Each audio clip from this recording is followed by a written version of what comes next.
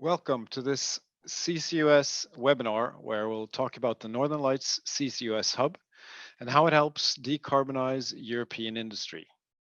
I'm Alex Eng. I head the CCS section at the Norwegian Ministry of Petroleum and Energy. I'm pleased to welcome Børre Jacobsen from the Northern Lights joint venture and Magnus Ankarstrand from Yara. They will lead us through the latest news, challenges, and successes of the Northern Lights hub. This webinar is part of a webinar series on the CCUS Hub website, which is designed to gather regulators, developers, and industry leaders to discuss the most recent news on CCUS-related topics. You can find the recordings of the two previous webinars on the CCUS Hub website. The first one talked about the impact of new government programs for CCUS deployment in the US with Jen Wilcox and Jared Daniels. In the second one, Andy Lane and Philip Aldridge discussed the East Coast Cluster Hub in the UK. The discussion today will start with a conversation among the speakers, but we'll be bringing in your questions later in the webinar, so please start posting your questions to the Q&A. Børre, the Northern Lights storage project is being constructed. Talk about the journey of Northern Lights. How is the JV created and where's the business headed? Thank you, Alex, and thank you for having me. To start with the story on Northern Lights, you actually have to go back quite some time. Norway has been trying to develop a industrial scale carbon storage and capture for quite a number of years. And it's fair to say there's been some successes and some less successes, let me put it like that. As with everything new, there are ups and downs. I think the real story around Northern Lights started in 2016 and very much driven by our recognition and realization in the Norwegian government that to get industrial scale carbon capture and storage going, you basically had to find a way of breaking the chicken and egg and put together a full CCS value chain. This, of course, became the Longship project eventually, several years later, with many commercial, many technical, and many practical discussions between the Norwegian government and the two capture sites that were eventually selected. And of course, where I am, the Northern Lights joint venture, and our three owners, Equinor, Total, and Shell. So that was several years in the making. In 2020, the parties agreed on the concept, and the state, Norwegian state, and the three private companies took their investment decision to develop the first phase of Northern Lights, which is the part that will be, to a large extent, funded by the government. So I think that was a very important decision, and now we are in the construction phase. Northern Lights then were able to start up as a company, actually almost to the date 2 years ago from now. We had our foundation meeting, and we are now about 50 employees in total in Northern Lights. We rely on our three owners and the competence, and also a lot of the people in the company are from the three owners. So we are leveraging the strength and competence of our three owners. For instance, it is Equinor that is actually doing and managing the project to develop the facilities we're currently building in Øygarden and outside Bergen. And Shell is helping us manage the contract for the ship construction. So those are two examples. So that was a very quick look back on the history. Where are we now and where are we going? I mentioned we are constructing the first phase. What is that? That is actually to develop a temporary storage terminal onshore with a pipeline offshore and the necessary offshore injection capability to be able to safely transport and store 1.5 million tons per annum. That is the commitment we have to the state, and the intention is that we will start this up in 2024. So we are well on the way to develop that project as we speak. On the other end, outside our responsibility, but part of the Longship, you have the two Norwegian capture facilities. One that is both in execution. One is Norcem in a cement factory in southeast Norway. And the other project called Celsio is a large waste to energy plant in Oslo. That combined will deliver 800,000 tons of CO2 per year that we will store. So that's the foundation and that's the basis. We have entered into an agreement with Yara and plan to store 800,000 tons from them as well per year. And then we are looking to expand the facility as well. We hope that we are able to get together the necessary contracts and the decision package so that we can take an investment decision on Northern Lights to expand our capacity up to 5.2 million tons per annum. So that's the plan. And then, of course, we are looking to grow the business and scale up the business further. Thank you. Thank you, Børre. Magnus, Yara is a global leader in fertilizer. How did you make the connection with Northern Lights, and how does Northern Lights fit into your Yara's decarbonization strategy? Thank you. As you say, Yara is one of the world's largest fertilizer players, and particularly nitrogen fertilizer, and ammonia is the key component or the key foundation stone of nitrogen fertilizer. So all nitrogen fertilizers start with ammonia as a base product, which is then being upgraded in our chemical facilities. And that also makes us one of the biggest ammonia producers and shippers and distributors worldwide. Actually, the largest in the world, essentially because ammonia is a product that's fairly economical to ship around. And the only disadvantage with ammonia really is that the actual production of ammonia requires or emits a lot of CO2, roughly 2 tons of CO2 per ton of ammonia.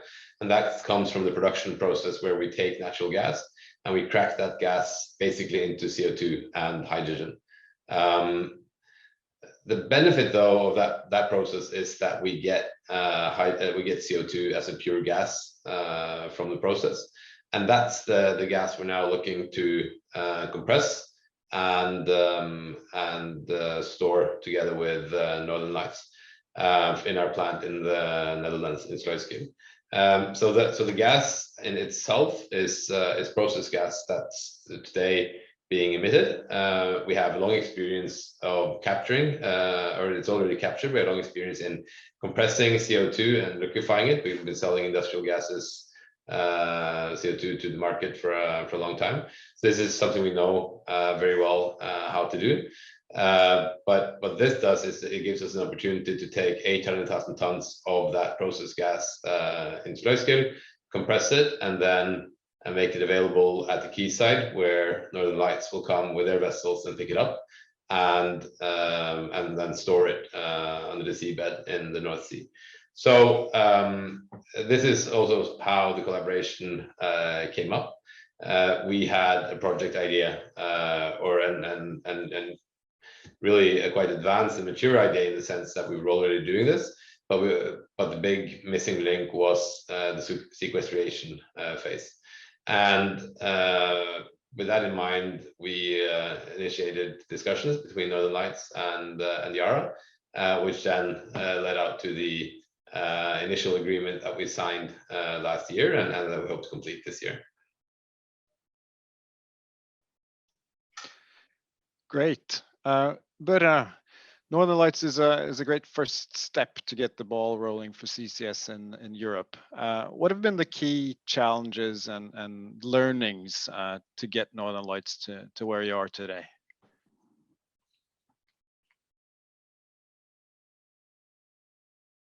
Yeah, no, thank you. Indeed, we are first. And I can tell you when you are first, it is advantages with being first, but there are some disadvantages as well, because obviously there's a lot of things out there that you normally expect to find that is not there, and you have sort of to come up with it. But Our starting point is actually very solid, and that is the technology for storing. So to store CO2 in these, what we call saline aquifers, that is water saturated rock deep below the seabed, is actually tried and tested. In Norway, on the Sleipner field, they have used a similar, very similar, almost identical technology for 25 years, more than 25 years.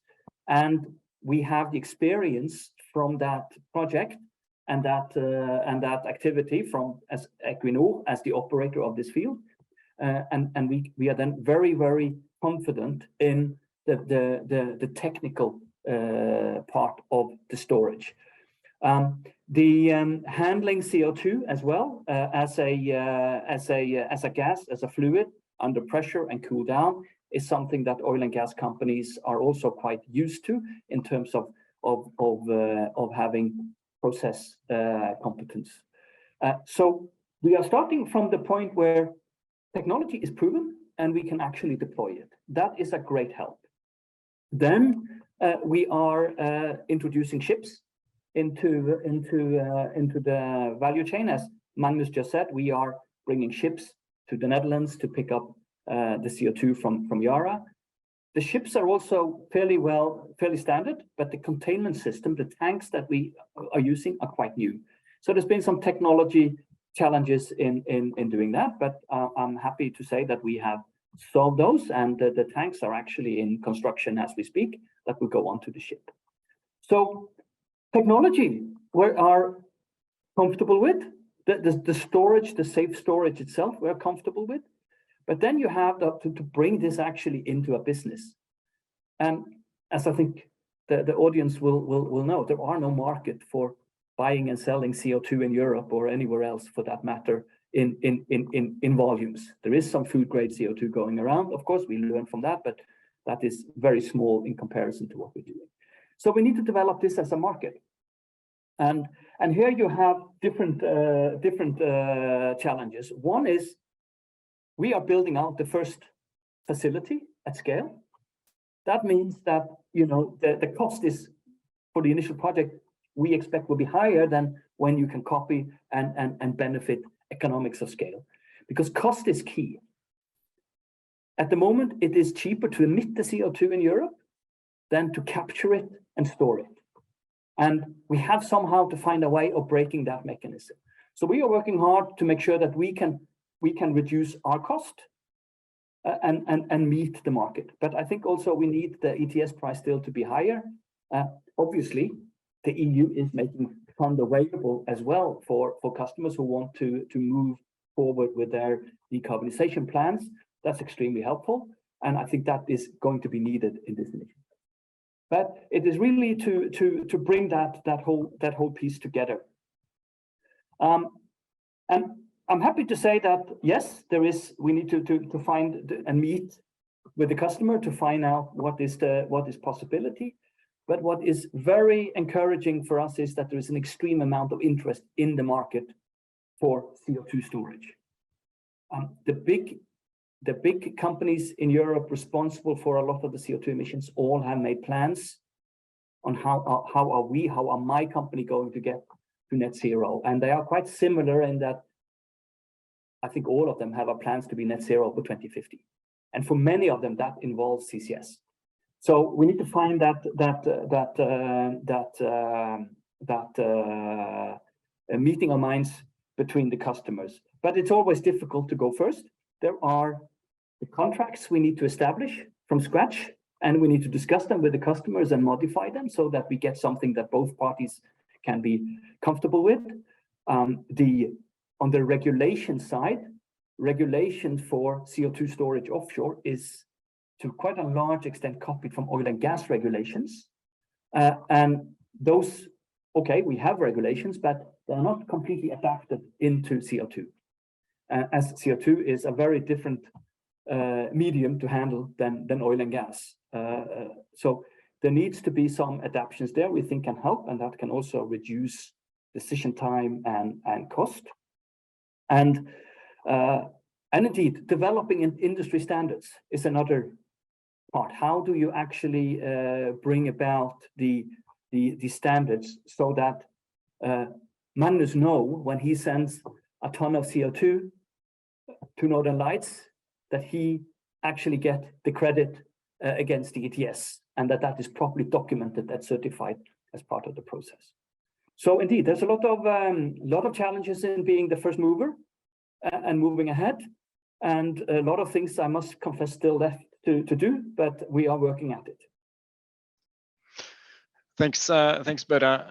Magnus, you mentioned that you already separate the CO2 from the process, and it sounds to me like it's a fairly low hanging fruit to take the next step and transport and store the CO2 permanently through CCS. And you have many plants around the world that you look to decarbonize. And how do you assess the various options that you have to decarbonize these plants, like CCS and green hydrogen, electrification, and other things you could do?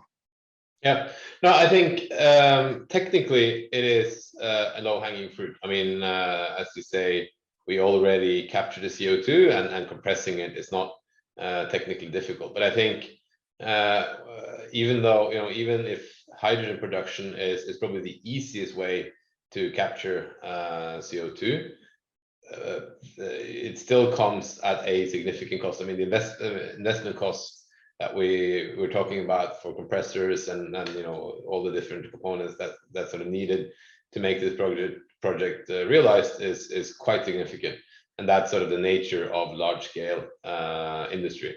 And with that in mind, when it comes to sort of how do we choose between different projects around the world, it very much boils down to what's the profitability of the individual projects, and that of course is a question of how much money do you save, or how much money do you gain by storing the CO2. Obviously, our corporate targets for carbon reduction by 2030, carbon neutrality or net zero by 2050 play a big role as well.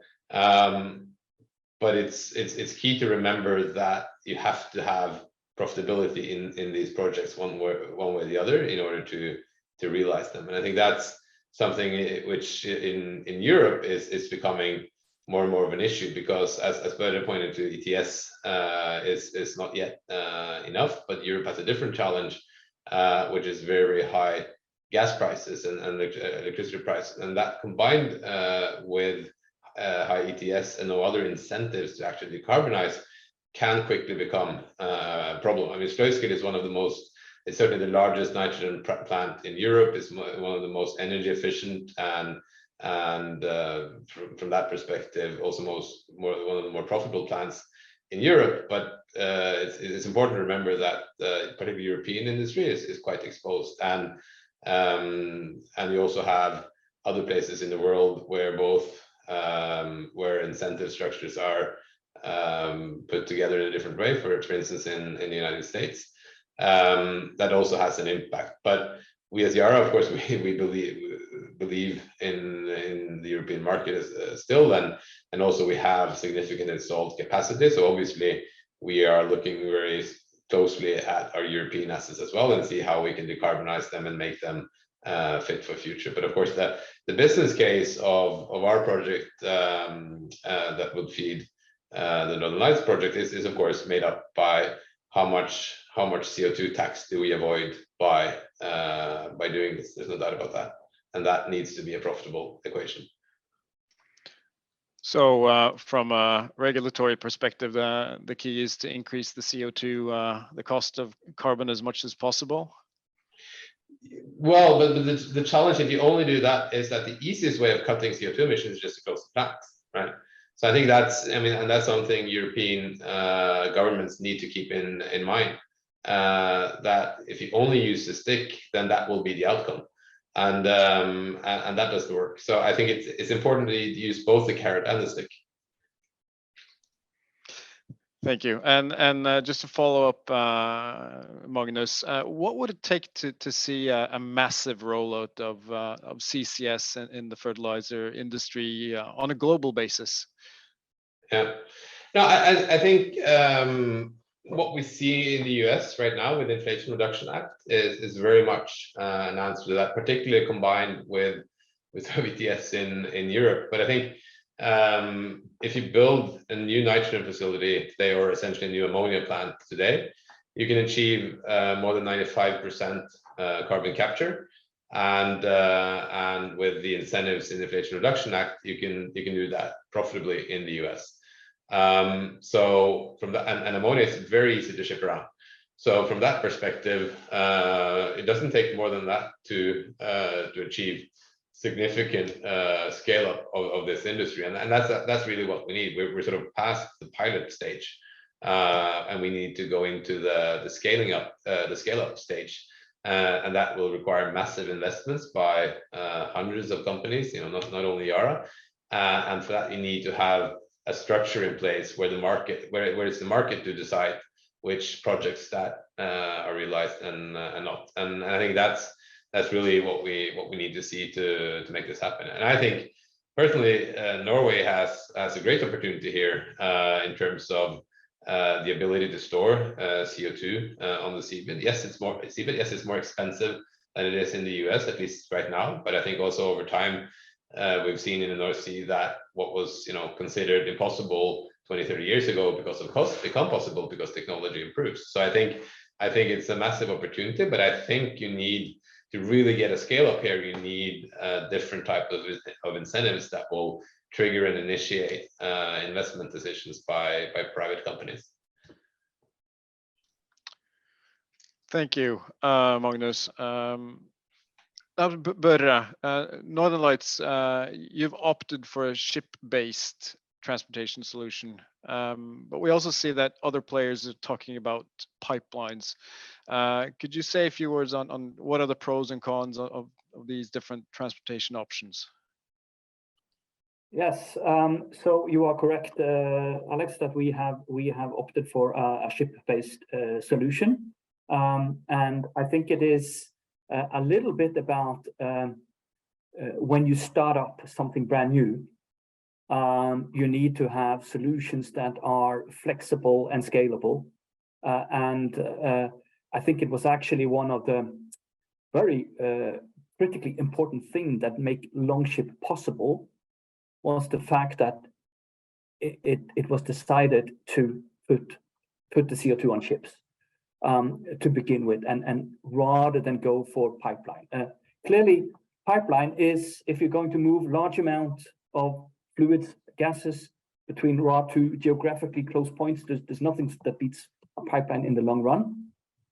I think this industry will evolve also into a pipeline business, but I think it will be both. It will be shipping and pipeline. Now, at the startup, we are looking at ships. We are looking with the customers we talk to provide a shipping solution that is flexible. We can basically reach customers anywhere in the North Sea basin and also into the Baltic Sea with that solution, as long as they have a reasonable distance to the port. So we are for customers that are further inland, there is still a bit of challenge, and you will need to find solutions for them. But I think a pipeline will also, of course, have the same. Then you need to tie in a lot of customers into one project. And I think that's the challenge to get a pipeline project moving, is the investment hurdle, the amount of volume, the amount of customer, the amount of capital you will need to get it started is higher. And this is why I think shipping is ideal, because you have a lower initial investment to get going. As you build, the infrastructure is also developing around hubs, I would see, and I know there's a lot of hubs being planned in Europe where they want to bring solutions together for like the Antwerp region or Le Havre and other places. So I think that shipping actually gets you going. If you reach a critical level of CO2 in terms of volume, then clearly you can consider a pipeline, and that is what some of our competitors out there are already looking at. And we wish them all the best. We wish them success with that. The important thing is, let's not forget, the important thing is to scale up. CO2 storage, capture and storage. Because even if we are extremely successful as Northern Lights and can grow to 5 and maybe even way beyond that, we will still only be a rather, with respect to the total amount you need to capture and store, we will be a rather small player, and we need all those other projects to succeed. So I think it's not either or. It is both will be needed. Some customers will never be close to a pipeline, so they will need ships. Others may be in a hub where you can consider pipelines, and that will come as experience, as competence, and as this is becoming more of a market and more of a known way of doing business. Let me put it like that. Thanks, Børre. And I'd like to follow up on something you mentioned earlier in the webinar on risk sharing and the contracts with your customers. Could you say anything specific about what the key risk issues are that you need to solve with your customers? Yeah, I can. We are basically building the CO2 storage part of the business on the competence and experience that the oil and gas sector in the North Sea has developed over many years. You need that competence in the subsurface, the geology. You need that competence in the way to handle the CO2. So there's a lot of our project, actually, when you look at the technical drawings of what we do, it looks very similar to oil and gas. And here's an important point. It's fundamentally different, because actually in oil and gas, obviously, you extract oil and gas from the ground, and you have a product that is in high demand, particularly these days. So you have a very profitable product that you can deliver to the customer. And today there are liquid markets for oil. If you find oil, you don't really have to think hard about how you're going to monetize your oil. If your oil discovery is of a size that makes it possible. And the same for gas in Europe. If you find a gas in Europe, you can more or less hook up to existing gas infrastructure, and the customer will be there. There's a spot market. You can read the price in the paper every day. So when we are now starting with something new, you don't have the spot market. You don't have the many buyers and many sellers out there that and contracts that's been more or less standardized throughout the industry, which is why we have to think about the risk and reward on a one-to-one basis, really, because you sit down with the customer and you need to find out, okay, what are their needs and what are our needs. On our side, we develop these solutions for storage, which include wells and terminals. It's a very large investment. So we need to make sure that we have a contract of a certain length so that we can repay the investment. Now, the customer will also have to make very significant investments, particularly if they need to develop a full sort of a carbon capture facility, and maybe they are not at the harbor. So they need some pipeline and infrastructure. So they also have a need to know that, okay, if we are investing in on our side, are we able to take the volume, and can we have the regular deliveries on that so that they are sure that we will actually take the CO2. So that's a little bit of how we need then to structure the contracts. It's okay. So it's not only about price. It's about, okay, what are you delivering to us, and what can we receive? Do you need flexibility in that? Is it a stable? How many ships do we need? A problem for us is if one customer have a volume that doesn't fit into exact number of ships.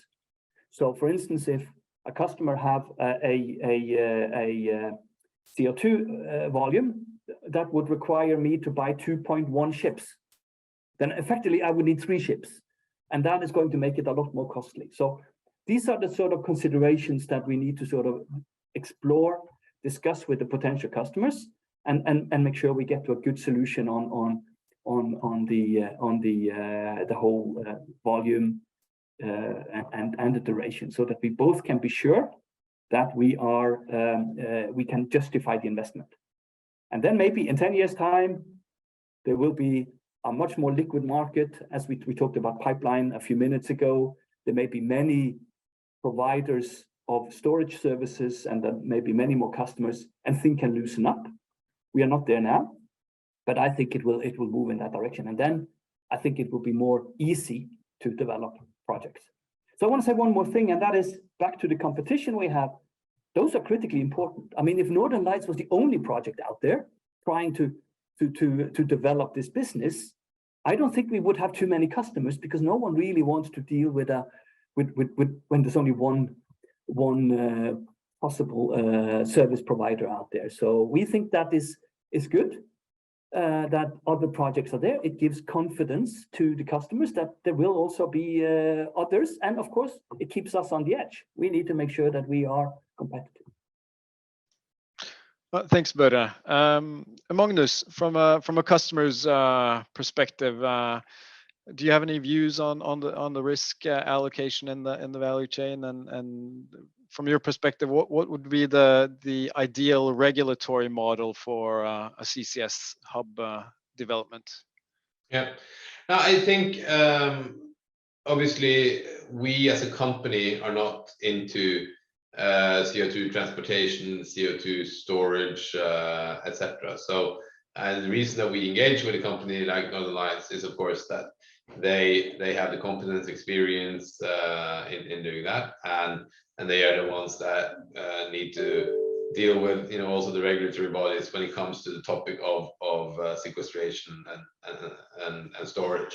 And that's I mean, typically what we see in our industry as well is that you have risk allocated along the value chains based on what sort of the business model, but also the competence of the different companies. I think on the regulatory side, when it comes to that particular part, I think Norway has come very far. But for instance, there's a gap in the sense that in order to complete our business model and complete our project, we need a bilateral agreement between Norway and the Netherlands, as an example, because we will be removing CO2 from the Dutch sort of CO2 accounting, and which plays in towards the Dutch targets, whereas the governing body, of course, on the Norwegian seabed is the Norwegian government. So that's something that needs to come in place, and of course also in terms of an actual bilateral agreement in time for when our project is in effect. So that's an extremely important element of this. And then again, as we talked about earlier, I think one thing is sort of the incentive structure. I think the other issue is that there's still a lot of unclarity on, particularly in Europe, in terms of what is, how do you calculate carbon footprint of different products? How do you account for it? How do you distinguish between different technologies, whether it's CCS or electrolyzer-based ammonia production, etc., etc. So there's a lot of, I would say, unclarity there as well. But of course, what is clear is that there's currently a price mechanism in place for CO2, which is ETS, and then particularly in the Netherlands, there's also a Dutch CO2 tax that sort of plays in tandem with ETS, which at least gives some clarity on that part. Great, thank you. And I see that there are many questions in the Q&A. We haven't moved on to the Q&A portion yet, but I think we need to cover one question that's repeatedly asked there around costs. But so what kind of cost levels are we talking about, and when does it become profitable compared to the carbon price? Yeah, it is a question I get quite frequently, and I think I generally tend to disappoint the people that ask that question. And it's not because I want to be difficult. It very much depends, of course, on the situation as well. Because I mentioned the example with whole batch ships. The fact that does it fit with existing shipping. we are essentially developing a capacity, and of course, from our point of view, is if we can fill up that capacity 24/7, then that is the ideal world, and that would reduce that would bring the unit cost down. So I think it is, and another very important variable is for us with shipping is that it depends a lot whether the customer is it a long sailing distance, you know, if it's and the shorter the sailing distance, the better. And we have a growing interest from industrial development around our site outside Bergen, actually, where a number of projects are looking to develop hydrogen or various industrial activities, and then they actually have a terminal next door that can receive the CO2 and then pump it offshore and inject it permanently. So then you will have got rid of the shipping segment completely. But shipping is a significant cost, and the more ships and the longer the distance, the more. What I can say is that at the moment, with the ETS price as it is cheaper to emit CO2 than to invest for the customer, to invest in the carbon capture part and for the transportation and the storage element. Then I fully agree with what Magnus said, is that the solution is not necessarily to double the ETS price. There may be also looking at incentives for those that start first. And a lot of credit to Yara for wanting to go ahead and with us pave the way. We know a number of projects have received funding from the EU Innovation Fund that has accelerated those plans. And I think that is, when I talk about expanding Northern Lights up to sort of 5 million tons, it's important that on our side, that is a private investment. We are not asking for funding. Whereas in phase one, the first stage, we had a significant amount of state funding. So we are already looking to do that on a commercial basis. I think most of the customers that will fit into that, and many of them, I suspect, will need some state funding. But then you come into talking about the cost now is a little bit meaningless, because we are actually doing this for the very first time. And as you pass on learnings and experience, and as you build out, you will bring down the cost. Part of the Longship arrangement is that we should be transparent and share a lot of the experience that we've made, including technical. So I think it is a mindset that at the moment the ETS is not high enough to fully justify that. So the first customers will need some support, but we need, Alex, very quickly to move to a stage where the cost does match whatever the ETS price is, and the ITS price cannot be, sky high either. I think we'll get there. I think we will get there in a few years' time, but and then I think you can start to see the commercial business developing on the back of the ETS price. And while I'm at it, this is a topic that, of course, engages me quite a lot. There are also a lot of CO2 emitters out there that do not fall under the ETS regime. Yeah, we talk about the bio CCS, waste to handling, which of course is responsible for significant amount of CO2 emissions. We have a promising technology development with direct air capture. Those businesses that do not pay ETS because they are actually removing CO2 from the atmosphere. And we need those guys. We need that kind of activities as well, because there may be some good solutions there to find cost-effective ways of removing CO2 from the atmosphere that can bring down the overall cost and investment required to meet the targets. So I think that's an important part to watch out for as well, and develop incentives and mechanism for the sort of negative emissions or biogenic emissions that is also taking place. A molecule of CO2 is a molecule of CO2. It doesn't matter whether it came from an industrial process involving hydrocarbons or it just plucked out of the air as direct air capture do. Thank you, Børre. So we'll now move on to to the Q&A session, and I see that there are some interesting questions posted in the Q&A box.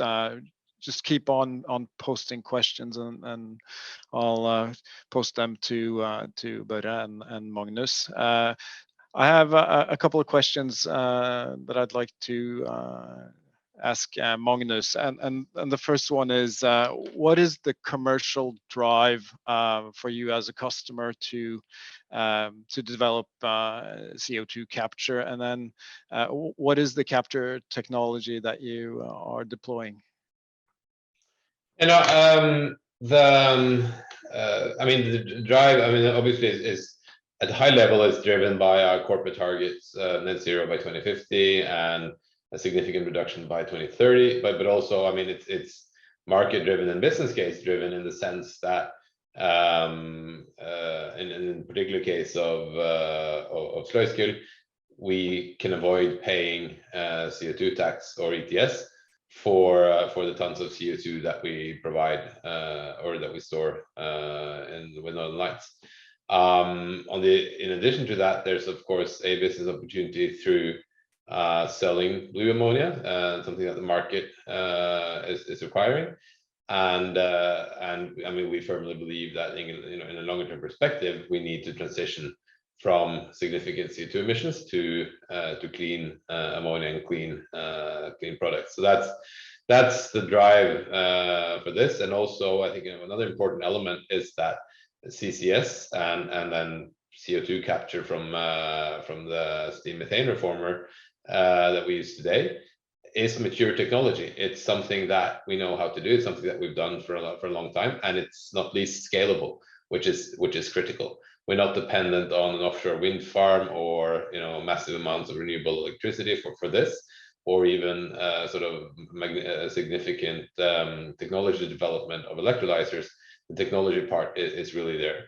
On the technology side, the way we capture CO2 today is through the steam methane reformer, which is the front end of the ammonia plant, and there are a little bit different technologies applied for the capture part depending on which plant, but this is essentially CO2 that's being cracked and processed as a part of making hydrogen.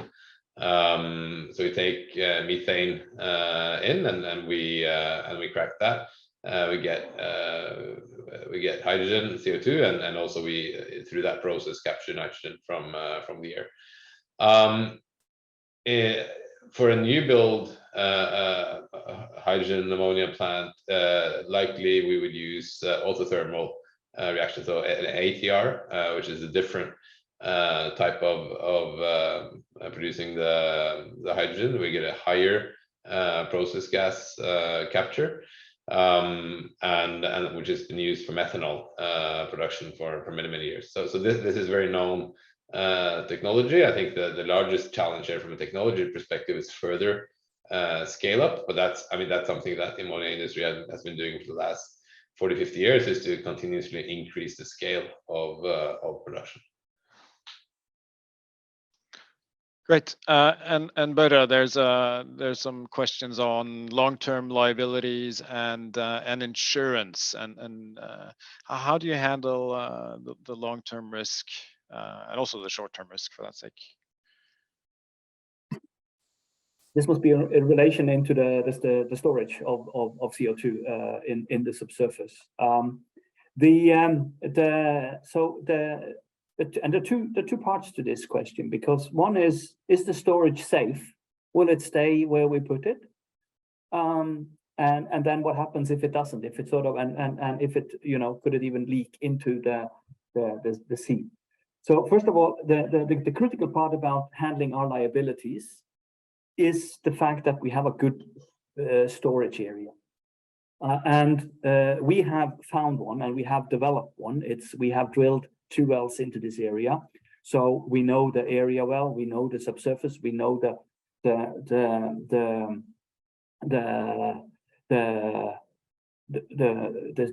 reservoir, if you like, that we can use quite well by now.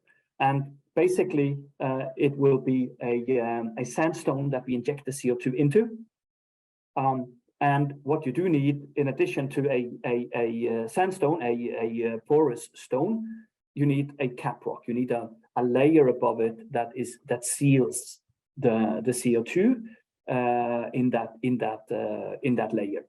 And we have both in our license offshore. Indeed, it's a large structure that can take a significant amount of CO2, and there is 70 meters of seal above this reservoir, which is a slate rock, which is water cannot penetrate. So, and then even if it should be able somehow to find its way through that seal, there is another layer above that with sandstone, which has its own seal above it. And that seal is actually the same that extends in this whole area and has, among other things, kept the oil and gas in the troll field in place for 40 million years. So we do feel that we have a very, very good case technically for the safe storage. But we have to prepare and understand that things, there may be a scenario where you still have a potential leak. And again, here you have various sources. You have the transportation. So clearly, we design the ships, we design our facilities and everything we do so that there will not be any CO2 emissions from them, and that's the plan. So we don't expect there will be there's no CO2 leakage from operations, if you like. So if something should happen, it would be an accident, an incident, unforeseen. And of course, we take a number of steps to ensure that even in those very unfortunate circumstances, that any damage would be very limited. And then, as the CO2 stays in the ground, over time, it actually becomes more and more stable. And that has to do with the chemical processes that goes on in the rock itself. So the CO2 that we inject will never fully be able to get back into even if you drill a hole into the structure and try and get it out, it will not, a lot of it will stay in the rock. When it comes to but we will be responsible for the CO2 in the ground as long as we are operator of the license and as long as we operate. Then when at one stage, we'd say, okay, now we think we have filled enough CO2 into the structure. We think this is now as much as it can take. We are not confident in moving forward. Then we stop injection. Then after a number of years, this license will be then handed. So eventually it will be the Norwegian government's responsibility in the long term. And here we have interesting discussions with colleagues of you, Alex, of course, on how actually is this being, how actually do we handle these various phases, and how do we make sure that we get to good solutions between us. And this is not a Norway issue, this is a European-wide issue, actually. So, and that is part of what I talked about being first. You have to sort of find the ways of interpreting the regulation and finding good outcomes, and that is in progress. You mentioned insurance. I think that is interesting because as this is new, there are no insurance solutions available that has been developed. So we are also talking to insurance companies, and what they are saying is that they don't see any major, it's early days, but they don't see any major obstacles to develop insurance solutions. For instance, if you have a cargo of CO2 on the ship, can you insure that? I think that is just like insuring any other cargo at the end of the day. So why shouldn't it be possible? It's just nobody's done it yet. So that therefore the insurance company haven't bothered to come up with a package. But I think that will be part of it. Thanks. And then we have some questions on aquifers versus depleted oil and gas fields. What are the pros and cons? Why didn't you go for a depleted oil or gas field for this project, Børre? Yeah, no, that is a very good question, and actually both technologies are possible. Both technologies are actually used, and as you alluded to, they have their advantages and disadvantages. We have decided to go for what we call the saline aquifer, which is basically a subsurface area, region that have very much the same properties as an oil and gas reservoir, except there are no oil and gas there. There's only water. when you hear oil and gas companies drilling dry wells, that is, they don't find oil and gas, they're actually not dry, they usually find water, because they tend to find the sandstone they're looking for, and it's filled with water. And if it's filled with water, there cannot be any oil and gas, because that flows above the water. So if you drill, you will find the gas first, then oil, then water. So that's it. So the rock is basically the same, and both can be used and are used for CO2. One advantage we see with our solution is that this region we intend to use for storage, there are no wells in that, there are no penetrations. Back to the discussion about the cap rock and everything. When you know an area have no wells, because that is a potential leak path, of course. There's only 2 wells that we have drilled ourselves and have very good control over. So in a way, we don't have to worry about, are there some old wells that's been drilled in this area, and how well were they cemented by the time and when they were left. So that's one. In oil gas fields tend to have a lot of wells, so you need to understand and have a feel for what they are, what the conditions are. On the other hand, the main advantage using oil and gas fields is you have a very, very solid understanding of the reservoir, of the geology, because you've been producing oil and gas and you've been doing your seismic and monitoring, and you've been producing. So you start with a much better understanding of what actually is it you have down there in the deep subsurface. So there are pros and cons. Both will be used, and both will be needed. Thank you, Magnus. There's an interesting question here on CO2 emissions through the process. There is some energy use when you do capture the CO2 and you transport it and you do all those operations. Have you done a life cycle analysis of the CO2 emissions for the entire chain from your part?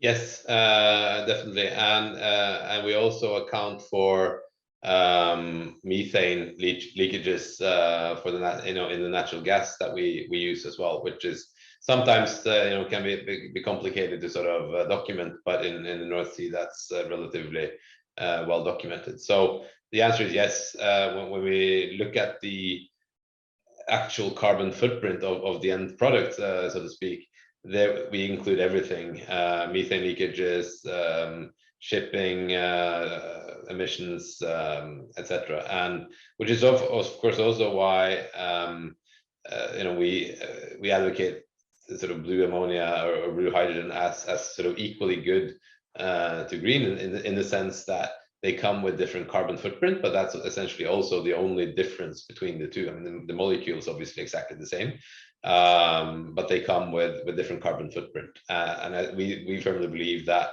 that's how the market for the end products eventually will turn out as well, is that they will come with different carbon footprints, and they have to, because if you take the fertilizer business, it doesn't really matter if it's green or blue, it comes with the carbon footprint, and there are other carbon sources in producing the fertilizer. There are other carbon sources in agriculture in general, so you don't get to zero anyway. So the fact that it's sort of green and quote unquote zero emission is sort of less relevant. It's a total footprint or the actual footprint that matters. And there sort of CCS and blue hydrogen, blue ammonia comes out very. I mean that makes a good case for that as well, particularly for newer facilities where you can get as much as 95% carbon capture. And maybe another point, while we're sort of on the topic of CO2 footprint,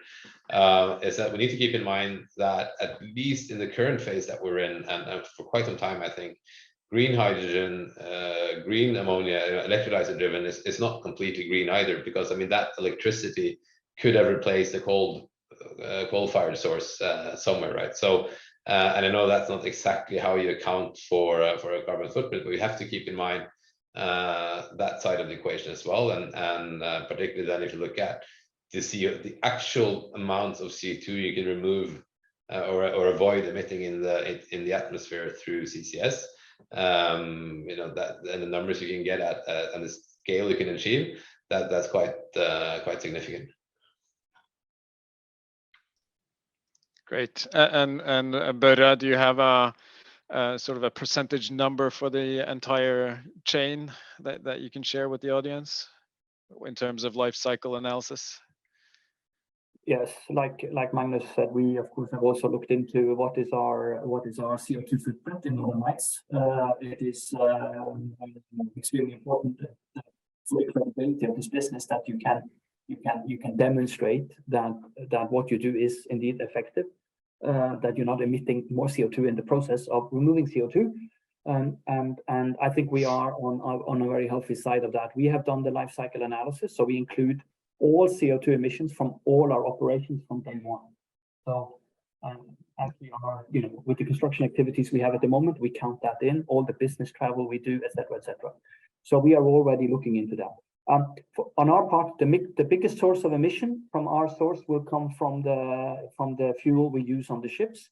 We will use natural gas, liquefied natural gas on the ships in order to keep the emissions as low as possible. And then we make a lot of investments in these ships to make them as efficient as possible. But that is our biggest source. At the moment, zero emission ships are not really mature enough to be an option.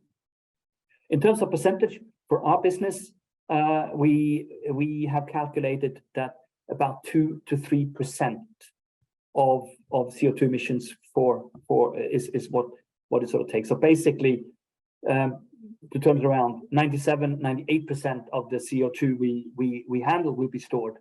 So it is quite small in comparison, but it is still a number, and we are going to look very hard to make sure that we handle our own CO2 emissions.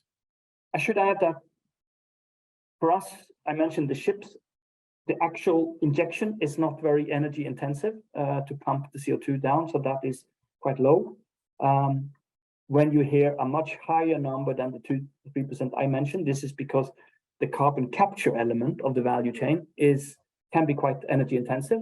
But I don't have good numbers on that. We are of course not doing the carbon capture ourselves, but that is also an element to bring in for the total value. But there's no doubt that CCS will massively reduce CO2 emissions.